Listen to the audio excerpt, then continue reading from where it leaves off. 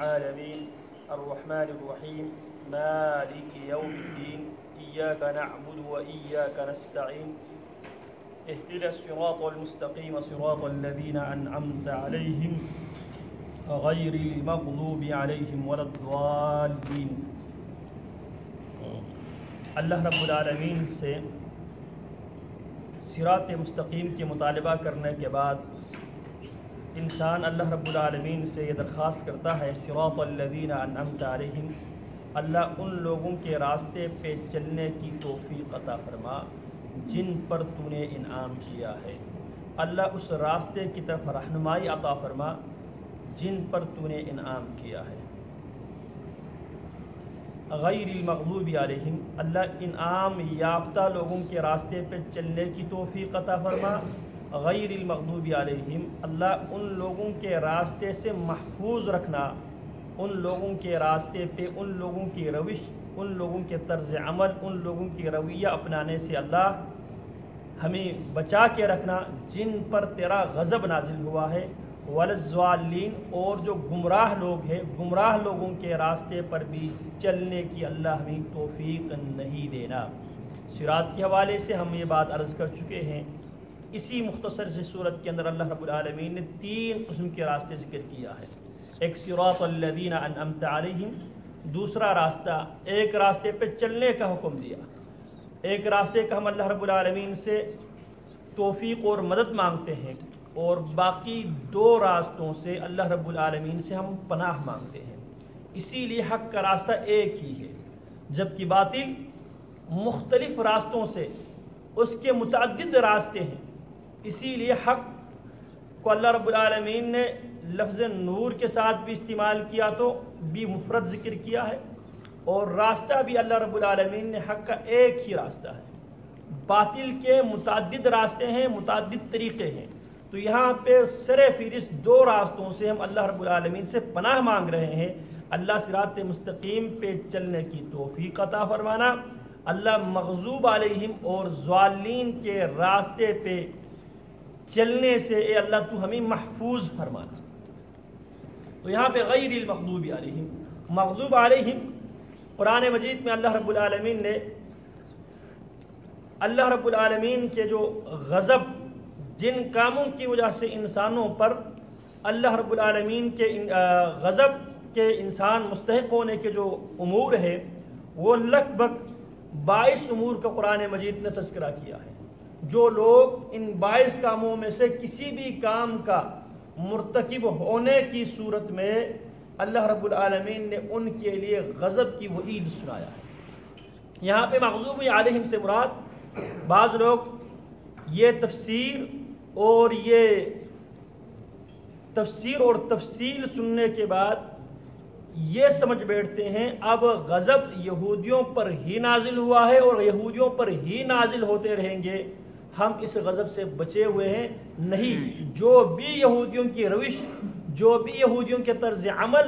جو بھی اپنائے گا وہ اسی زمرے میں شامل ہوگا۔ اب یہاں پہ یہودیوں کا اللہ رب العالمین نے کچھ کاموں کا تذکرہ کیا ہے، ان میں سے ایک اللہ رب العالمین فرماتے ہیں سب سے پہلا جو جرم ہے، سب سے بڑا جو جرم ہے یہودیوں کا، کہ یہودیوں نے جناب موسیٰ علیہ السلام کے کوہ طور پہ اللہ رب العالمین سے ہم کلام ہونے کے لیے جب موسیٰ علیہ السلام قوم کے چند افراد کو لے کے 30 دنوں کے لیے پھر وہ 40 دنوں کے مشن میں تبدیل ہو گیا، تو اس وقت بنی اسرائیل کا ایک حداد لوہار سامری اس کا نام تھا، اس نے بچھڑا بنا کر بنی اسرائیل سے یہ مطالبہ کیا، یہ تقاضا کیا، یہ تمہارا اور موسیٰ کا رب یہی ہے، تمہارا اور موسیٰ کا اس کے علاوہ کوئی اور رب نہیں ہے۔ تو یہاں پہ اللہ فرماتے ہیں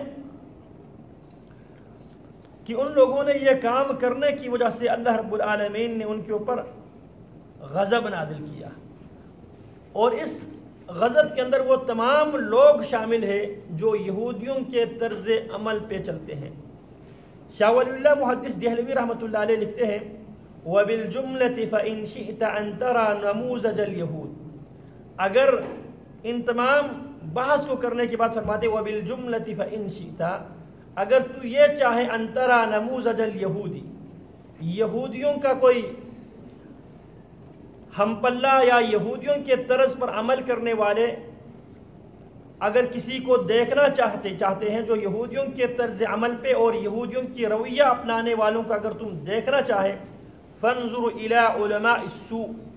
اس صورت میں علماء سوء ان کی طرف تو دیکھ لے۔ علماء سوء وہ علماء جو علم رکھنے کے باوجود، جس طرح ہم نے پچھلے درس میں ڈیٹیل سے ذکر کیا تھا، یہودی اللہ رب العالمین کی غضب کے اس لیے مستحق ہوئے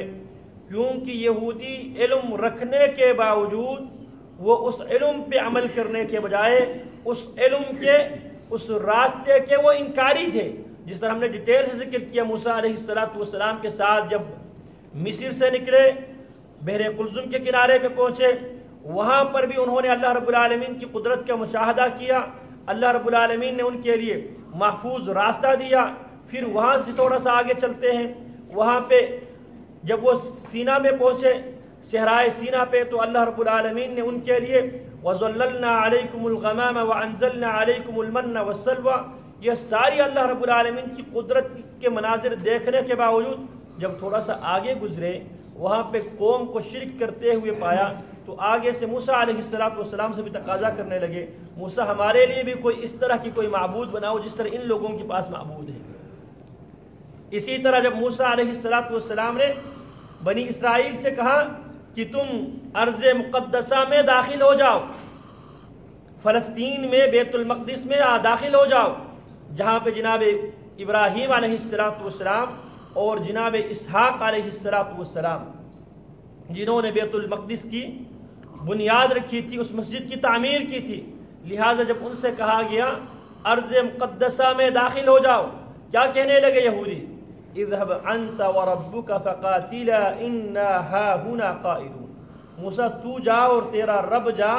ہم نے تو یہاں پہ ہی رہنا ہے۔ باوجود اس کے وہ جناب موسیٰ علیہ السلام کی بعثت سے پہلے بنی اسرائیل مصر کی دھرتی پہ بہت زیادہ مظلوم، مقہور، مجبور ہی تھے، لیکن انہوں نے اپنے آنکھوں سے دیکھا فرعون جیسی سلطنت رکھنے والے جو بادشاہ اور اس کے لاو و لشکر کو اللہ رب العالمین نے کچھ لمحوں میں غرق کر کے تباہ و برباد کر کے رکھ دیا تھا۔ انہوں نے اللہ کی مدد کو نازل ہوتے ہوئے دیکھا تھا، اس کے باوجود جب ان سے تقاضا کیا گیا کہ تم مصر سے نکلنے کے بعد ارض مقدسہ میں داخل ہو جاؤ، اللہ کی مدد کو نازل ہوتے ہوئے انہوں نے دیکھا تھا، لیکن اس کے باوجود جب ان سے مطالبہ کیا گیا کہ ارض مقدسہ میں داخل ہو جاؤ، کیا کہنے لگے یہودی؟ اذهب انت وربك فقاتلا انا هاهنا قائدون، موسیٰ تو جا اور تیرا رب جا، ہم نے تو یہاں پہ ہی رہنا ہے۔ اس کے مقابلے میں نبی اکرم صلی اللہ علیہ وسلم کے صحابہ کرام اور رضوان اللہ علیہم اجمعین سے پیارے پیغمبر علیہ السلام نے بدر کے موقع پہ غالباً نبی علیہ السلام بار بار یہ فرما رہے تھے، اشیروا علی ایھا الناس، اشیروا علی ایھا الناس، لوگوں مجھے مشورہ دے دو، لوگوں مجھے مشورہ دے دو۔ حضرات مہاجرین بڑھ بڑھ کے جواب دے رہے تھے، اللہ کے حبیب سب کچھ لٹا کے آپ کے ساتھ آئے ہیں،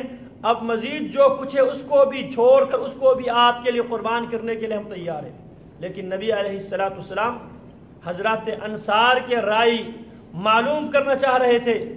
اور جب بار بار یہ کہہ رہے تھے، مہاجرین کی طرف سے بار بار جواب مل رہے تھے،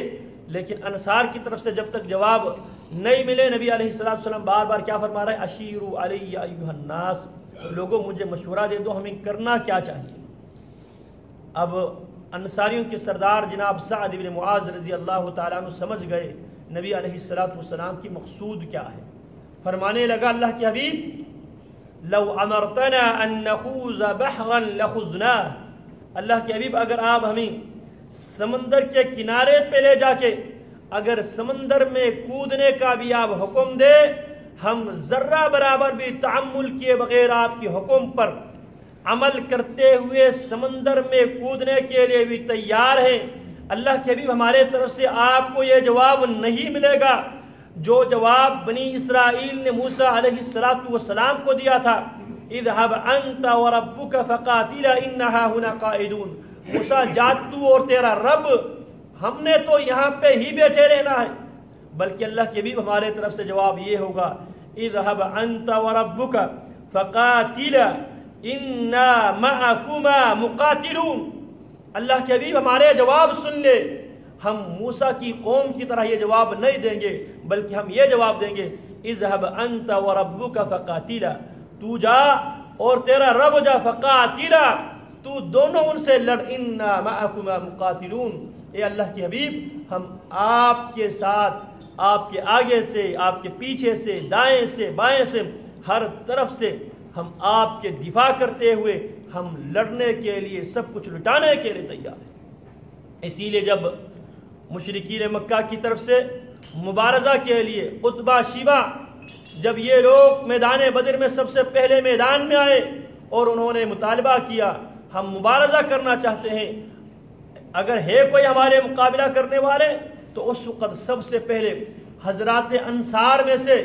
3 صحابہ کرام رضوان اللہ علیہم اجمعین ان کے مقابلہ کرنے کے لیے میدان میں پہلی فرصت میں اس کمٹمنٹ کے ساتھ وہ لوگ اترے۔ آگے سے وہ کہتے تم کون ہو؟ کہنے لگا کہ ہم انصاری ہیں، ہم اوس اور خزرج کے لوگ ہیں۔ کہنے لگا کہ تم بہت ہی باعزت مقابلہ والے ہیں، لیکن ہم تم سے لڑنے نہیں آئے ہیں، ہمیں وہ لوگ چاہیے، ہمارے اپنے خاندان کے لوگ، ہمارے اپنے برادری کے لوگ، ہم ان سے لڑنا چاہتے ہیں۔ محمد ہمارے پاس ہمارے برادری کے لوگ بھیج جو ہمارے مقابلہ کے۔ پھر نبی علیہ السلام نے حکم دیا سیدنا علی کو، سیدنا حمزہ کو، سیدنا عبید اللہ بن طلحہ بن عبید اللہ رضی اللہ تعالی عنہم کو، پھر انہوں نے مقابلہ کیا۔ تو عرض میں یہ کر رہا تھا، یہودی اللہ رب العالمین کی معرفت رکھنے کے باوجود، اللہ رب العالمین کی قدرت کے مشاہدہ کرنے کے باوجود، یہودی اللہ رب العالمین کے جہاں پہ انہوں نے اللہ کے ساتھ بچھڑے کو معبود اور الہ بنایا، وہیں پہ یہودی اللہ رب العالمین کی آیات کی، اللہ رب العالمین کی احکامات کی کھلے عام وہ مخالفت کیا کرتے تھے۔ اس لیے یہودی کیا ہو گئے؟ مغضوب علیہم۔ اور آج بھی کوئی مسلمان علم رکھنے کے باوجود، بات سمجھ میں آنے کے باوجود، اگر کتاب اللہ کی مخالفت کرتا ہے، سنت رسول اللہ کی مخالفت کرتا ہے، وہ بھی اسی زمرے میں شامل ہے۔ شاہ صاحب کی بات میں کر رہا تھا، شاہ صاحب فرماتے اگر تم یہودیوں کی کچھ مثال یا یہودیوں کی کوئی ہم شکل، یہودیوں کی طرز پر عمل کرنے والے کسی کو اگر تم دیکھنا چاہتے ہو، فانظر الى علماء السوء من الذين يطلبون الدنيا، ان علماء سوء کی طرف دیکھے جو حق بات جانتے ہیں لیکن حق بات بیان نہیں کرتے۔ کیوں؟ حق بات بیان کرنے کی صورت میں ہمارے سورس آف انکم بلاک ہو جائے گا، حق بات بیان کرنے کی صورت میں دنیا میں ہماری عزت نہیں رہے گی، لہٰذا وہ اس وجہ سے حق کو سمجھنے کے باوجود نہ حق بات پر عمل کرنے کے لیے تیار ہے، نہ حق کی طرف رجوع کرنے کے لیے تیار ہے، باوجود اس کی اس بات کو اچھی طرح جانتے ہیں۔ حق یہ ہے، اللہ کی آیات حق ہے، رسول اکرم صلی اللہ علیہ وسلم کی احادیث حق ہے، لیکن مسئلہ یہ ہے اس مسلک کے لیے پوری زندگی میں نے لگائی ہے، اس مسلک کی وجہ سے مجھے ٹائٹل ہے مفتی کا، فلان کا، فلان کا، فلان کا، اگر میں اس بات سے رجوع کرنے کی صورت میں میری جو عزت، جو بنی بنی عزت ہے وہ ختم ہو جائے گی۔ یہ میری بات نہیں ہے، شاہ ولی اللہ محدث دہلوی کی بات ہے، جس کے بارے میں ہمارے بر صغیر کے اندر احناف بھی ان کی طرف نسبت کرتے ہوئے فخر محسوس کرتے ہیں، اہل الحدیث بھی ان کی طرف نسبت کرتے ہوئے فخر محسوس کرتے ہیں۔ کون؟ شاہ ولی اللہ محدث دہلوی رحمۃ اللہ علیہ، جنہوں نے سب سے پہلے مسلمانوں کے اندر بیداری کا جو تحریک شروع کیا تھا بر صغیر میں، اور قیام پاکستان کی بنیاد در حقیقت شاہ ولی اللہ محدث دہلوی نے ہی رکھا تھا، جب انہوں نے ایک تحریک شروع کیا تھا، اور رجوع الی اللہ کی تحریک، توحید اور سنت کی تحریک جب انہوں نے شروع کیا تھا، پھر اسی کے بعد ان کے بعد ان کے جانشینوں نے، شاہ اسحاق نے، شاہ ولی اللہ شاہ اسحاق نے، پھر اس کے بعد شاہ اسماعیل شہید جو انہی کے خاندان سے تھا، انہوں نے تحریک المجاہدین بنایا، پھر یہاں پہ سکھوں کے ساتھ ان کی جنگ ہوئی۔ تو فرماتے ہیں فَإِن شِئْتَ أَن تَرَى نَمُوذَجَ الْيَهُودِ، یہودیوں کی طرح اگر کسی کو تم دیکھنا چاہتے ہو،